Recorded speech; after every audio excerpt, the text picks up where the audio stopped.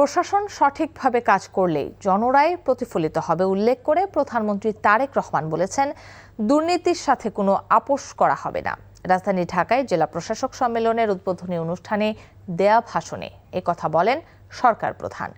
মেধা, স্বচ্ছতা ও কর্মদক্ষতার ভিত্তিতেই কর্মকর্তা কর্মচারীদের পদোন্নতি দেয়া হবে বলেও জানান প্রধানমন্ত্রী। বিস্তারিত হাসান মাহমুদের রিপোর্টে।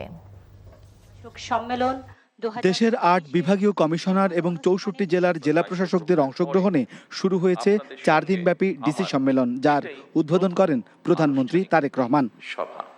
জেলা প্রশাসকদেরকে সততা, ন্যায়, নিষ্ঠার সাথে দায়িত্ব পালনের আহ্বান জানিয়ে প্রধানমন্ত্রী বলেন, সরকার দুর্নীতিকে প্রশ্রয় দিবে না, যোগ্যতা হবে পদোন্নতির ভিত্তি। আপনাদের প্রতি আমার বিশেষ আহ্বান থাকবে, জনপ্রশাসনের প্রতিটি পদকে গুরুত্বপূর্ণ এবং অনিবার্য ভাবুন। শুধুমাত্র পদোন্নতি কিংবা নিজেদের পছন্দের জায়গায় পোস্টিংয়ের জন্য পেশাদারিত্বের সঙ্গে আপোষ করলে সংশ্লিষ্ট কর্মকর্তারা সাময়িকভাবে হয়তো লাভবান হতে পারেন, তবে সেটি সার্বিকভাবে জনপ্রশাসনের দক্ষতা এবং নিরপেক্ষতার উপরে একটা নেতিবাচক প্রভাব ফেলে।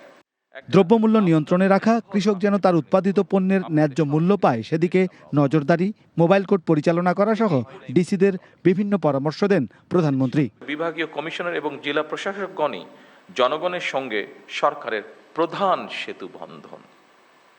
আপনাদের সততা, কর্মদক্ষতা এবং দায়বদ্ধতার উপরে সরকারের গৃহীত কার্যক্রমের সাফল্য বলা যায় প্রায় পুরোটাই নির্ভর করে। কাজের গুণগত মান নিশ্চিত করা সংশ্লিষ্ট প্রশাসনিক কর্মকর্তাদের একটি গুরুত্বপূর্ণ দায়িত্ব।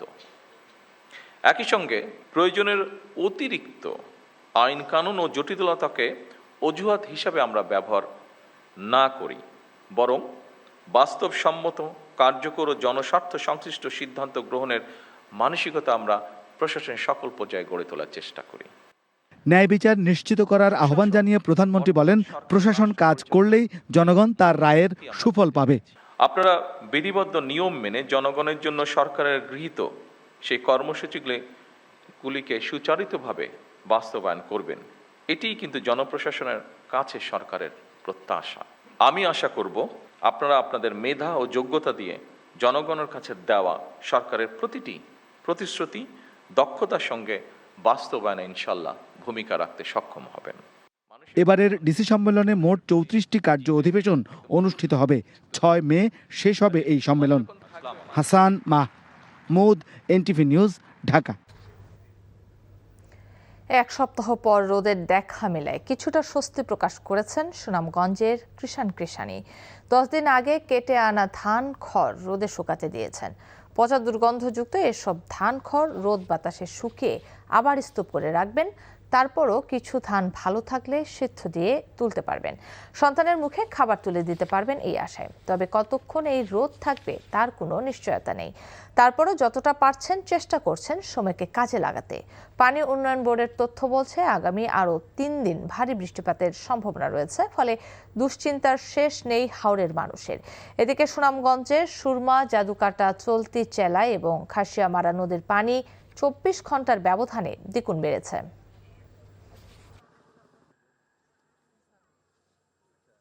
ধান টান তো সব দিয়ে গেছে, তোরাতুরি যাই কিছু আনছিলাম শুকাইতে পারি না। এইটি কিছু শুকনা আছে, এইটি কিছু দিছি, আজে ধান কাটা কিছু আছে, এটা তো গের আসতেছে, এখনো ভাঙাইছি নেই। সরকারে যদি আমরা দয়া করে কিনুটা করবো, আর না করলে তা এরা তো আমরা সামনে আরো তো কি ফানি হইব বাবা, এটা তো আর করতে পারি না। দান তো মনে করুন আনছি, আন না তো লওয়ার মতো কোনো কুদরত নাই। এই যে পচা গেছে গাইডি খাইতাম, ফারাম কি না ফারাম এটারই কোনো ঠিক ঠিকানা নাই।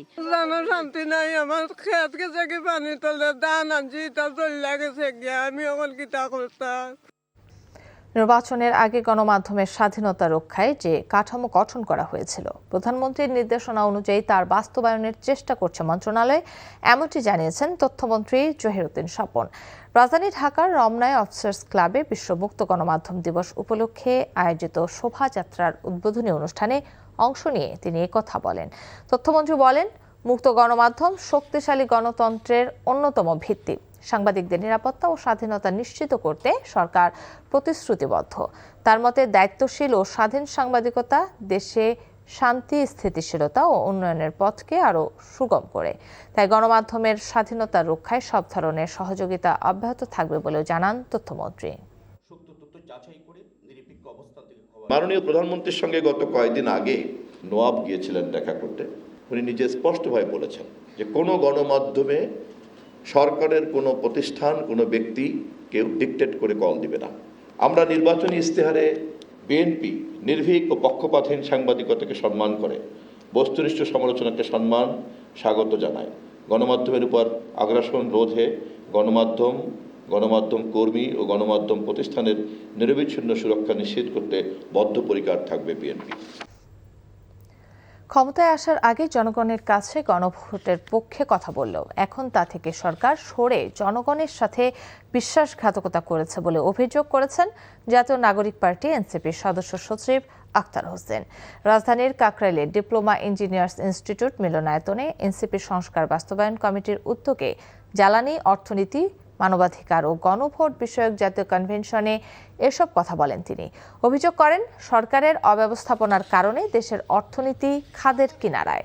সরকার মৌলিক সংস্কার থেকে সরে এসে নিজেদের ক্ষমতা পাকাপোক্ত করার পথ বেছে নিয়েছে, যা তাদের নির্বাচনের আগে দেওয়া প্রতিশ্রুতির বিপরীত বলে মন্তব্য করেন আখতার হোসেন। ক্ষমতার বাহানায় বিএনপি সরকার আর সংস্কার করতে চায় না। তারা ক্ষমতাকে নিরঙ্কুশভাবে উপভোগ করতে চায়, কিন্তু নির্বাচনের মধ্য দিয়ে নির্বাচিত প্রতিনিধিত্বের উপরে যে দায়িত্ব অর্পিত হয়, সেটাকে ক্ষমতার দৃষ্টিতে দেখার যে মানসিকতা, সেখান থেকে তারা এখনো বের হয়ে আসতে পারেননি। চাঁদাবাজদের বিরুদ্ধে 1 মে থেকে শুরু হওয়া বিশেষ অভিযান এখনও চলছে জোরালোভাবে। একই সঙ্গে মাদক, সন্ত্রাস ও অনলাইন প্রতারণা সহ সব ধরনের অপরাধের বিরুদ্ধেও অব্যাহত রয়েছে সাঁড়াশি অভিযান। দুপুরে ডিএমপি মিডিয়া সেন্টারে ডিএমপি কমিশনার মোহাম্মদ সারওয়ার জানান, সমন্বিত নিরাপত্তা কৌশলের অংশ হিসেবে চিহ্নিত এলাকাগুলোতে চালানো হচ্ছে ব্লক রেড, যাতে অপরাধীদের পালানোর পথ বন্ধ করা যায়। মাঠে রয়েছেন ম্যাজিস্ট্রেটরা, চলছে মোবাইল কোর্ট আর অনলাইনে নজরদারি বাড়িয়েছে ডিএমপি। গত 48 ঘন্টায় 58 জন চাঁদাবাজকে গ্রেফতার করেছে পুলিশ। জব্দ করা হয়েছে বিভিন্ন আলামত। বাজার ও জনবহুল এলাকায় বাড়ানো হয়েছে পুলিশের টহল, বসানো হচ্ছে নতুন ক্যাম্প ও সিসি ক্যামেরা। ডিএমপি কমিশনার বলেন, অপরাধীদের ছাড়াতে কোনো তদবির গ্রহণযোগ্য নয়, সে যেই হোক আইনের আওতায় আনা হবে। 2টি টেস্ট খেলতে আজ ঢাকায় পা রেখেছেন পাকিস্তান ক্রিকেট দলের সবচেয়ে বড় অংশটি। বাবর আজমদের আজ রাতে আসার কথা। পাকিস্তান দলের এই বড় অংশের মোট সদস্য সংখ্যা 28 জন। এর মধ্যে 2 জন ক্রিকেটার এসেছেন তাদের পরিবার সহ। ক্রিকেটার ছাড়া কোচিং স্টাফরাও আছেন এই বহরে। সিরিজে বাংলাদেশের বিপক্ষে 2টি টেস্ট খেলবে দলটি। প্রথম টেস্ট হবে আগামী 8 মে ঢাকায় এবং 16 মে সিলেটে হবে সিরিজের দ্বিতীয় ও শেষ টেস্ট ম্যাচ। টানা বৃষ্টির পর রোদের দেখা মেলায় স্বস্তি মিলেছে সুনামগঞ্জের হাওরপাড়ের কিষাণীর মনে। কয়েকদিন আগে কেটে আনা ধান, খড় এবং রোদে শুকাচ্ছেন তারা। পচা দুর্গন্ধযুক্ত এসব ধান এবং খড় রোদে বাতাসে শুকিয়ে কিছুটা যদি রক্ষা করতে পারেন, সেই চেষ্টাই তারা করে যাচ্ছেন। এদিকে সুনামগঞ্জের সুরমা, জাদুকাটা, চেলা এবং খাসিয়ামারা নদীর পানি 24 ঘন্টার ব্যবধানে দ্বিগুণ বেড়েছে। জহিরুল ইসলাম খানের ছবিতে আরও জানাচ্ছেন হাসান জাবেদ, সাথে ছিলেন সুনামগঞ্জের দেওয়ান গিয়াস চৌধুরী। আমার খেত গেছে কি পানি তলে ধান আনছি তা চলে গেছে গিয়া, আমি এখন কি তা করতাম। সোনালী ফসল নষ্ট হয়ে যাওয়ায় এমন বিলাপ এখন সুনামগঞ্জের হাওরপাড়ের প্রতিটি ঘরে। একে তো ফসল তলিয়ে গেছে, তার উপর যেটুকুই বা আনতে পেরেছেন তাও পচে গেছে। তারপরও আপ্রাণ চেষ্টা চালাচ্ছেন কিছুটা যদি রক্ষা করা যায়। আজকে লই দূরছি, একটু মনের মাঝে সাহস আইছে, কই দেখা যাক এডি লই আনি কিনো একটা দাঁড়া ধরাইতে পারি, খাইতাম নি পারি। টানা 7 দিন বৃষ্টির পর রোদের দেখা মেলায় কৃষাণীরা ব্যস্ত সময় পার করছেন ধান ও খড় শুকাতে। হাওরের প্রতিটি খলা এবং রাস্তায় এখন শুধু এমন চিত্রই চোখে পড়ে। আবারও বৃষ্টি চলে আসবে কিনা সেই শঙ্কাও আছে তাদের। তবে পানি উন্নয়ন বোর্ডের তথ্য মতে আগামী 4 দিন আরও ভারী বৃষ্টিপাতের সম্ভাবনা রয়েছে। সামনে আরো তো কি পানি হইব বাবা, এটা তো আর করতারি না। বন্যা তো হইতে পারে। আমরা তো আর বাড়ি ঘর তো আমরা অসহায়ের মাঝে, আমরা তো হাওয়ারের মাঝে আমরা বাড়ি ঘর বাবা। ওখানে আল্লাহ যদি আমরা রক্ষা করে আর সুনামগঞ্জের 12টি উপজেলায় ছোট বড় মিলিয়ে 154টি হাওর রয়েছে আর পুরো জেলায় 2,23,000 হেক্টর জমিতে বুড়ো ফসলের আবাদ হয়েছে। তার মধ্যে 1,65,000 হেক্টর জমির ফসল উত্তোলন করা গেছে এখন পর্যন্ত। সরকারি হিসেবে 20,000 হেক্টর জমির ফসল একেবারে পানিতে তলিয়ে নষ্ট হয়েছে। বাঁধ দেওয়ার কারণে আর পানি যাইতে পারে না, এই মেঘের পানি আমাদের এই হাওরটা ডুবিয়ে গেছে। যদি একটা সুইচ গেট থাকতো তখন মানে ক্ষতিটা মানুষের হইতো না। যদি নদীর খাল বিলগুলা খনন হইতো তাহলে পানিগুলা সহনশীল হইতো। এখন এই ভরাটে পানিগুলা একটা বৃষ্টিতে বইরা যায় বিলগুলা এবং নদীগুলা। আমরা চাই দ্রুতভাবে এই খাল খনন এবং নদী খনন, হাওর খনন কীভাবে করা যায়, এটা সরকারের প্রতি আমরা 1 নম্বর দাবি। আগাম বৃষ্টির ফলে সৃষ্ট জলাবদ্ধতায় নিমজ্জিত হয়েছে বিস্তীর্ণ হাওর। এর ফলে ধ্বংস হয়েছে কৃষকের এই সোনালী ধান, বোরো ধান। এর ফলে নিঃস্ব হয়েছেন অনেক কৃষক। নতুন করে যাতে আর কাউকে নিঃস্বের তালিকায় অন্তর্ভুক্ত হতে না হয় সেজন্য পরিকল্পিত বাঁধ ও স্লুইস গেট নির্মাণ এবং নদী ও খাল খননের দাবি জানিয়েছেন কৃষানীরা। হাসান জাভেদ, এনটিভি নিউজ, দেখার হাওর, সুনামগঞ্জ। এদিকে সুনামগঞ্জ ও হবিগঞ্জের হাওর অঞ্চলে আনুষ্ঠানিকভাবে শুরু হয়েছে ধান চাল সংগ্রহ কার্যক্রম। সকালে হবিগঞ্জ বানিয়াচং উপজেলা খাদ্য গুদামে আনুষ্ঠানিকভাবে কৃষকদের কাছ থেকে 2 মেট্রিক টন ধান সংগ্রহ করে উপজেলা খাদ্য অফিস। জেলা কৃষি সম্প্রসারণ অধিদপ্তরের তথ্য অনুযায়ী চলতি বছর জেলার বোরো উৎপাদনের লক্ষ্যমাত্রা প্রায় 8 লাখ মেট্রিক টন। নীতিমালা অনুযায়ী এবছর একজন কৃষক সর্বোচ্চ 3 টন করে ধান সরবরাহ করতে পারবেন। তবে এখন পর্যন্ত হাওর অঞ্চলের ধান কাটা হয়েছে প্রায় 60%। ধান ঘরে তোলার আগেই সরকারের এই ধরনের সিদ্ধান্তে কৃষকদের মধ্যে রয়েছে মিশ্র প্রতিক্রিয়া।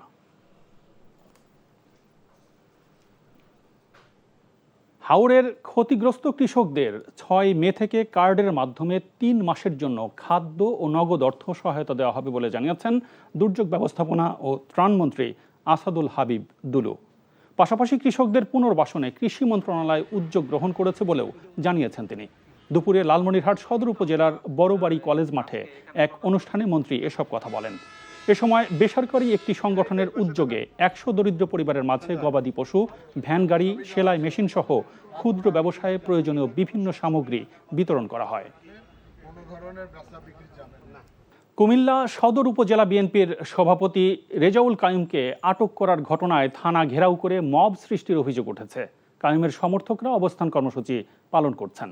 পুলিশ জানায় দুপুরে কুমিল্লা শহরে নিজ বাসা থেকে রেজাউল কাইয়ুমকে আটক করা হয়। এই খবর ছড়িয়ে পড়লে তার সমর্থকরা থানায় জড়ো হয়ে বিক্ষোভ প্রদর্শন করা শুরু করে। পরে বাসস্ট্যান্ড থেকে দূরপাল্লার সব ধরনের বাস চলাচল বন্ধ করে দেয় তারা।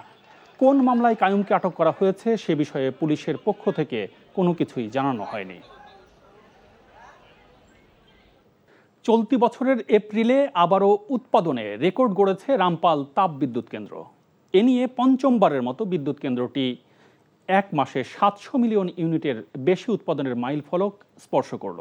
গত এপ্রিলে 760 মিলিয়ন ইউনিটের বেশি বিদ্যুৎ উৎপাদন করে, যা দেশের মোট উৎপাদনের 9%-এরও বেশি। সংশ্লিষ্টরা জানান, এপ্রিলে কেন্দ্রটি গড়ে 80% প্ল্যান্ট লোড ফ্যাক্টর বা সক্ষমতায় পরিচালিত হয়েছে, আর সপ্তম সপ্তাহে 97% সক্ষমতায় বিদ্যুৎ উৎপাদন করে। বর্তমানে রামপাল বিদ্যুৎ কেন্দ্র ভারতের এনটিপিসি বিশেষজ্ঞদের তত্ত্বাবধানে দক্ষ বাংলাদেশি প্রকৌশলীদের দ্বারা পরিচালিত হচ্ছে।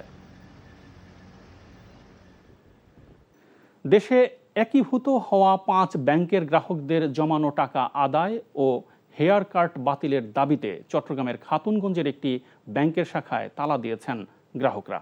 দুপুরে খাতুনগঞ্জের ইউনিয়ন ব্যাংকের শাখায় এই ঘটনা ঘটে। এর আগে খাতুনগঞ্জের কয়েকটি ব্যাংকের শাখার সামনে 2 শতাধিক গ্রাহক ব্যাংকের সামনে অবস্থান নেয়। বিক্ষোভের এক পর্যায়ে ব্যাংকের আমানতকারীরা গ্রাহকদের জমানো টাকা আদায় ও হেয়ার কাট বাতিলের দাবিতে ব্যাংকের শাখার গেইটে তালা ঝুলিয়ে দেয়। এ সময় গ্রাহকদের একটি অংশ পাশে অবস্থিত ফার্স্ট সিকিউরিটি ব্যাংকের শাখায় বিক্ষোভ ও তালা ঝুলিয়ে দেবার চেষ্টা করে। পুলিশের বাধায় গ্রাহকরা তালা দিতে পারেনি। গ্রাহকদের অভিযোগ, দেশে একীভূত হওয়া 5 ব্যাংকের গ্রাহকদের টাকা ফেরত দেবার দাবি তাদের। চট্টগ্রামে পাহাড়গুলোতে বৈধ ও অবৈধভাবে বাস করছেন লক্ষাধিক মানুষ, আর রেলওয়ের মালিকানাধীন 7টি পাহাড়ে অবৈধ স্থাপনা রয়েছে 5000-এরও বেশি। ঝুঁকিপূর্ণ পাহাড়গুলোতে বসবাসকারীদের মৃত্যুর হাতছানি প্রতিনিয়ত তাড়া করে। প্রবল বর্ষণ হলেও এসব বাসস্থানগুলো ছাড়তে চান না চট্টগ্রামের পাহাড়ে বসবাসকারীরা। জেলা প্রশাসন জানায়, বর্ষাকে সামনে রেখে পাহাড় থেকে অবৈধভাবে থাকা মানুষদের সরিয়ে নিতে কাজ করছে জেলা প্রশাসন। এর পাশাপাশি রেলওয়ে সহ বিভিন্ন সংস্থা তাদের পাহাড় থেকে সরিয়ে দিতে কার্যক্রম শুরু করেছে। পটুয়াখালীর কলাপাড়া উপজেলার বড়পাড়া গ্রামে কাজ করার সময় জমির নিচ থেকে বিকট শব্দ পাওয়ার অভিযোগ করেছেন এক কৃষক। ঘটনাটি জানার পর গ্রামের অন্য কৃষকেরা এসেও ঘটনার সত্যতা পেয়েছেন। কৃষক অশোক আলী জানান, বেশ কিছু মাস ধরেই মাঠে কাজ করার সময় তিনি বিকট শব্দ পাচ্ছেন। মাটি কাটা শুরুর পর শব্দের তীব্রতা আরও বাড়তে থাকে। নিচে থেকে পানির সাথে বুদবুদও বের হয়। ওই কৃষকের ধারণা, মাটির গভীরে তেল বা গ্যাস থাকতে পারে। পরে গ্রামবাসী 999-এ ফোন দেবার পর ঘটনাস্থলে পুলিশ আসে। এ বিষয়ে উপজেলা নির্বাহী কর্মকর্তা ইয়াসিন সাদেক জানান, সংশ্লিষ্ট মন্ত্রণালয়কে বিষয়টি অবহিত করা হয়েছে। জামালপুরে জলাবদ্ধতা নিরসনের দাবিতে রেলপথ ও সড়ক পথ অবরোধ করেছেন স্থানীয় বাসিন্দারা। দুপুরে শহরের শেখের ভিটা এলাকায় এই অবরোধ কর্মসূচি পালন করেন ভুক্তভোগী বাসিন্দারা। এ সময় তারা দেওয়ানগঞ্জ থেকে ছেড়ে আসা ঢাকাগামী কমিউটার ট্রেন অবরোধ করেন। এছাড়াও জামালপুর মাদারগঞ্জ আঞ্চলিক মহাসড়কও অবরোধ করেন তারা। ভুক্তভোগীরা এ সময় জানান, পানি নিষ্কাশন ব্যবস্থা না থাকায় প্রতি বছর সামান্য বৃষ্টিতেই পৌর শহরের শেখের ভিটা এলাকায় ভয়াবহ জলাবদ্ধতার সৃষ্টি হয়।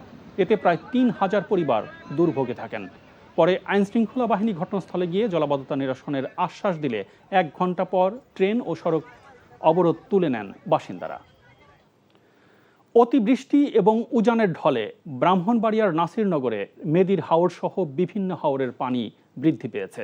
এতে নতুন করে আরও 200 হেক্টর বোরো ধানের জমি পানির নিচে তলিয়ে গেছে। কষ্টে ফলানোর সোনালী ফসল পানির নিচে তলিয়ে যেতে দেখে দিশেহারা হয়ে পড়েছেন কৃষকেরা। ফসল বাঁচাতে প্রতিদিনই তারা বাড়তি খরচ গুনে শ্রমিক নিয়ে ধান কাটতে ছুটছেন। তবে পানি বৃদ্ধি পাওয়ায় কোথাও বুক পানি, আবার কোথাও কোমর পানিতে নেমেই ধান কাটতে হচ্ছে তাদের। চাঁদপুর কুমিল্লা সড়কের 2 পাশে জুড়ে দীর্ঘদিন ধরে গড়ে ওঠা কয়েকশো অবৈধ স্থাপনা উচ্ছেদে নেমেছে প্রশাসন। সকাল থেকে চাঁদপুর সড়ক ও জনপদ বিভাগের উদ্যোগে শুরু হয়েছে ব্যাপক উচ্ছেদ অভিযান। জেলা প্রশাসকের কার্যালয়ের সামনে থেকে শুরু হয়ে বাবুরহাট পর্যন্ত এবং শাহরাস্তি উপজেলার খাজুরিয়া এলাকা পর্যন্ত বিস্তৃত এই অভিযান চালানো হয়। সপ্তাহব্যাপী এই অভিযান অব্যাহত থাকবে বলে জানিয়েছেন চাঁদপুর সড়ক বিভাগের কর্মকর্তারা। চট্টগ্রামের কর্ণফুলী নদী থেকে অবৈধভাবে বালু উত্তোলন বন্ধের দাবি জানিয়েছেন এলাকাবাসী। একই দাবিতে জেলা প্রশাসকের মাধ্যমে প্রধানমন্ত্রীকে স্মারকলিপিও দেওয়া হয়। কর্ণফুলী নদী থেকে অবৈধভাবে বালু উত্তোলনের কারণে একদিকে নদী ভাঙন বেড়েছে, অন্যদিকে ওয়াসার পানি শোধনাগার প্রকল্প পড়েছে হুমকির মুখে। দুপুরে চট্টগ্রাম প্রেস ক্লাবের সামনে নানান শ্রেণী পেশার মানুষ কর্ণফুলী নদী থেকে বালু উত্তোলনকারীদের বিরুদ্ধে ব্যবস্থা নেবার দাবিতে মানববন্ধনে অংশ নেন। নওগাঁয় শুরু হয়েছে প্রাথমিক বিদ্যালয় গোল্ড কাপ ফুটবল টুর্নামেন্ট। জেলার বিভিন্ন প্রাথমিক বিদ্যালয়ের শিক্ষার্থীদের অংশগ্রহণে টুর্নামেন্টের আয়োজন করে জেলা প্রাথমিক শিক্ষা অফিস। দুপুরে শহরের নওজোয়ান মাঠে আনুষ্ঠানিকভাবে খেলার উদ্বোধন করেন নওগাঁ সদর আসনের সংসদ সদস্য মোহাম্মদ জাহিদুল ইসলাম ধলু। টুর্নামেন্টে জেলার 11 উপজেলার 11টি বালক দল এবং 11টি বালিকা দল অংশগ্রহণ করবে। শাপলা চত্বর হত্যাকাণ্ডে শুধু ঢাকাতেই 32 জন হত্যার তথ্য মিলেছে বলে জানিয়েছেন চিফ প্রসিকিউটর আমিনুল ইসলাম। তিনি বলেন, রাজধানীর শাপলা চত্বরে 2013 সালে 5 মে হত্যাকাণ্ডের ঘটনা তদন্ত প্রায় শেষের দিকে। রোববার চিফ প্রসিকিউটর আমিনুল ইসলাম এমন তথ্য জানান। সাংবাদিকদের প্রশ্নের জবাবে তিনি বলেন, 7 জুনের মধ্যে তদন্ত প্রতিবেদন দাখিল করা হবে। এর আগে গত 5 এপ্রিল আন্তর্জাতিক অপরাধ ট্রাইব্যুনাল 1-এর চেয়ারম্যান বিচারপতি মোহাম্মদ গোলাম মর্তুজা মজুমদারের নেতৃত্বাধীন 2 সদস্যের বিচারিক প্যানেল তদন্ত প্রতিবেদন দাখিলের সময় 2 মাস বাড়িয়েছিলেন। হেফাজত নেতা জুনায়েদ আল হাবিব ও মাওলানা মামুনুল হকের পক্ষে করা এ অভিযোগে সাবেক প্রধানমন্ত্রী শেখ হাসিনা সহ 21 জনকে অভিযুক্ত করা হয়। 32 জনের তো আমরা মৃত ব্যক্তির তালিকাই পেয়েছি, যেটা এই শাপলা চত্বরে অন দ্য স্পট মারা গেছে 32 জন, নারায়ণগঞ্জে মারা গেছে, চট্টগ্রামে মারা গেছে। আমরা তো সব প্রমাণ পেয়েছি, রং মাখা তো কাউকে পাই। আমরা প্রায় 90% তদন্ত কাজ আমরা শেষ করে এনেছি। বাকি তদন্ত কাজ আমাদের শিগগির শেষ করতে পারবো। 7 জুনের মধ্যে আশা করি আমরা চেষ্টা করছি। গণমাধ্যমে পরাজয় মানে জনগণের পরাজয়, রাষ্ট্রের পরাজয়। তাই কোনো অবস্থাতেই গণমাধ্যমকে পরাজিত হতে দেয়া যাবে না বলে জানিয়েছেন তথ্য ও সম্প্রচার মন্ত্রী জহিরুদ্দিন স্বপন। গণমাধ্যম কমিশন গঠনের কথাও জানান তিনি। আর দেশের দুর্দান্ত ভাইব্রেন্ট মিডিয়া দেখতে চান তথ্য উপদেষ্টা ডাক্তার জাহিদুর রহমান। বিস্তারিত জাহিদুর রহমানের রিপোর্টে। বিশ্ব মুক্ত গণমাধ্যম দিবসে রাজধানীতে শোভাযাত্রা ও আলোচনা সভার আয়োজন করে তথ্য ও সম্প্রচার মন্ত্রণালয়। এতে অংশ নিয়ে তথ্যমন্ত্রী বলেন, মুক্ত গণমাধ্যম একটি শক্তিশালী গণতন্ত্রের অন্যতম ভিত্তি এবং সাংবাদিকদের নিরাপত্তা ও স্বাধীনতা নিশ্চিত করতে সরকার প্রতিশ্রুতিবদ্ধ। আমাদের দেশে দীর্ঘদিনের ফেলে রাখা একটা কাজ এবং কোনো সরকারের পক্ষেই পরিপূর্ণভাবে এই কাজ করা সম্ভব তো হয়নি, বরঞ্চ অনেক সরকারের আমলেই গণমাধ্যমকে শত্রু হিসাবেই চিহ্নিত করা হয়েছে। আর ইউনেস্কো ও টিআইবির যৌথ আয়োজনে আলোচনায় তথ্য উপদেষ্টা গণমাধ্যমের খারাপ অবস্থা উল্লেখ করে সব গণমাধ্যমকে দায়িত্বশীল ভূমিকা পালনের আহ্বান জানান। যেই জায়গায় মিডিয়া চলে গিয়েছিল, জার্নালিজম বলতে যা বোঝা গিয়েছিল, এই জায়গা থেকে মিডিয়াকে বেরিয়ে আসতে হবে। আপনার প্রত্যেকে খুব স্ট্রংলি সরকারের যে কোনো ধরনের সমালোচনা, যৌক্তিক সমালোচনা কন্টিনিউ করবেন প্লিজ। গণমাধ্যম সংস্কার সুপারিশ বাস্তবায়ন নিয়ে সরকারের কোনো অনীহা নেই বলেও জানান তথ্য উপদেষ্টা। Zahid Rahman, NTV news, Dhaka. কওমি মাদ্রাসাকে নীতিমালার আওতায় এনে মাদ্রাসা শিক্ষাকে আরও আধুনিক করার বিষয়ে কাজ চলছে বলে জানিয়েছেন শিক্ষামন্ত্রী আ.ন.ম এহসানুল হক মিলন। রাজধানী ওসমানী স্মৃতি মিলনায়তনে ডিসি সম্মেলনে শিক্ষা মন্ত্রণালয় সংক্রান্ত সেশন শেষে সাংবাদিকদের সঙ্গে আলাপকালে কথা বলেন তিনি। শিক্ষামন্ত্রী বলেন, কওমি শিক্ষাকে এসএসসি ও এইচএসসির মতো সাধারণ শিক্ষার সমপর্যায়ে আনতে মাদ্রাসা প্রতিনিধিদের সঙ্গে আলোচনা হয়েছে। এ সময় দেশের প্রতিটি উপজেলায় মাল্টিপারপাস এক্সামিনেশন হল করা হবে বলেও জানান মন্ত্রী। আইনমন্ত্রী বলেন, আইন মন্ত্রণালয়ের অধীনে কোনো প্রতিষ্ঠানে অনিয়ম দুর্নীতি হলে তা মন্ত্রণালয়ে অবহিত করতে জেলা প্রশাসকদের নির্দেশনা দেওয়া হয়েছে। তাদের প্রতিনিধির সাথে আমরা বসেছি এবং তাদের ইকুইভ্যালেন্ট ডিগ্রি যেটা হওয়ার সেটা আমরা কথা বলেছি এবং তারা তাদের সলিড নাটশেল প্রস্তাব দিবে যে কোন লেভেল হচ্ছে এসএসসি, কোন লেভেল ইন্টারমিডিয়েট, কোন লেভেল ডিগ্রি এবং কোন লেভেল দাওরা। এই বিষয়ে আমাদের তার সাথে কথা হয়ে গেছে। 3 দফা আমি মিটিং করেছি। সেদিকে একটু দৃষ্টি রাখা। আর তৃতীয়ত হলো, যদি ওনারা কোনো কিছু সাজেস্ট করেন সেটা আমাদেরকে জানানোর জন্য, যাতে এটা আমরা ভবিষ্যতে অ্যাড্রেস করতে পারি।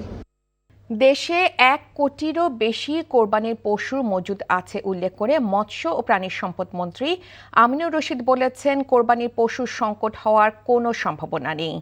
দেশে কোরবানির পশু মজুদ বিষয়ে আয়োজিত এক সংবাদ সম্মেলনে তিনি এসব কথা বলেন।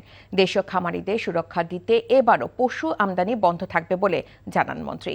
একই সাথে সীমান্ত এলাকায় কোনো পশুর হাট বসবে না বলে উল্লেখ করেন তিনি। কোরবানি উপলক্ষে দেশে 3,066টিরও বেশি পশুর হাট বসবে। আর ঢাকা মহানগরীতে মোট পশুর হাট বসবে 27টি। এর মধ্যে ঢাকা উত্তর সিটিতে 16টি এবং দক্ষিণে 11টি। অনলাইনে পশু কেনাবেচার ক্ষেত্রে কোনো প্রকার হাসিল থাকবে না বলে জানান মন্ত্রী। প্রতিটি পশুর হাটে বাধ্যতামূলকভাবে পশু চিকিৎসক রাখার জন্য মন্ত্রণালয়ের পক্ষ থেকে নির্দেশ দেওয়ার কথাও বলেন তিনি। মুহূর্তে আমাদের খামারিদের কাছে গরু, ভেড়া এবং ছাগল সব মিলিয়ে আমাদের কোরবানির যে পরিমাণ সেটা 1 কোটির উপরে আছে। আমরা আশা করি পশুর চাহিদা যা আছে ওই পরিমাণ আমাদের খামারিদের আমাদের দেশেই এই মুহূর্তে উৎপাদন আছে। সুতরাং কোরবানির পশুর প্রশ্নে এখানে শর্টেজ পড়ার কোনো সম্ভাবনা নাই। দেশের সর্বোচ্চ আদালতে এজলাসে 4 মাস ধরে সাংবাদিকদের প্রবেশ করতে না দেওয়ার প্রতিবাদে কালো কাপড় পরে মানববন্ধন করেছেন সুপ্রিম কোর্টে কর্মরত সাংবাদিকরা। অবিলম্বে সাংবাদিকদের কাজের স্বাধীনতা ফিরিয়ে না দিলে আদালতের সংবাদ বর্জনের হুঁশিয়ারিও দেন তারা। দুপুরে সুপ্রিম কোর্টের প্রধান ফটকের সামনে গণমাধ্যমের স্বাধীনতা রক্ষা, সাংবাদিকদের নিরাপত্তা নিশ্চিতকরণ এবং পেশাগত দায়িত্ব পালনে বাধা দূর করার দাবিতে সুপ্রিম কোর্ট রিপোর্টার্স ফোরামের উদ্যোগে এই কর্মসূচি পালন করা হয়। মানববন্ধনে সাংবাদিকরা বলেন, একটি স্বাধীন ও নিরপেক্ষ গণমাধ্যম গণতন্ত্রের মূল ভিত্তি হলেও আদালতে সাংবাদিকদের প্রবেশাধিকার সীমিত করা হচ্ছে। এই অবস্থার উত্তরণে সরকার ও প্রধান বিচারপতি সহ সংশ্লিষ্ট সকলের প্রতি আহ্বান জানায় সংগঠনটি। বাংলাদেশের জাতীয় দলের কোচ নিয়োগে মন্ত্রণালয়ের পক্ষ হতে কোনো প্রকার হস্তক্ষেপ করা হবে না বলে জানিয়েছেন যুব ও ক্রীড়া প্রতিমন্ত্রী আমিনুল হক। যে কোচের যে বিষয়টা, এটা অ্যাবসোলুটলি আসলে বাংলাদেশ ফুটবল ফেডারেশন তারা নিজেরাই যাচাই বাছাই করে যাকে ভালো মনে করে তাকে নেওয়া উচিত এবং বাংলাদেশের ফুটবলের স্বার্থে তাকে নেওয়া উচিত আমি মনে করি। তো সেই ক্ষেত্রে ফুটবল ফেডারেশন আসলে অফিসিয়ালি এখন পর্যন্ত আমাকে কিছু জানায়নি, আমি বিষয়টা সম্পর্কে ওয়াকিবহাল না। সো যদি এই ধরনের কোনো সমস্যা ফেস করে, সেই ক্ষেত্রে যেহেতু আমাদের মূল লক্ষ্য হচ্ছে বাংলাদেশের ক্রীড়াঙ্গন, সেটা ফুটবল হোক, ক্রিকেট হোক বা XYZ যে কোনো স্পোর্টস হোক, সেক্ষেত্রে আমরা আলোচনার মাধ্যমে অনেক সমস্যার সমাধান করতে পারি।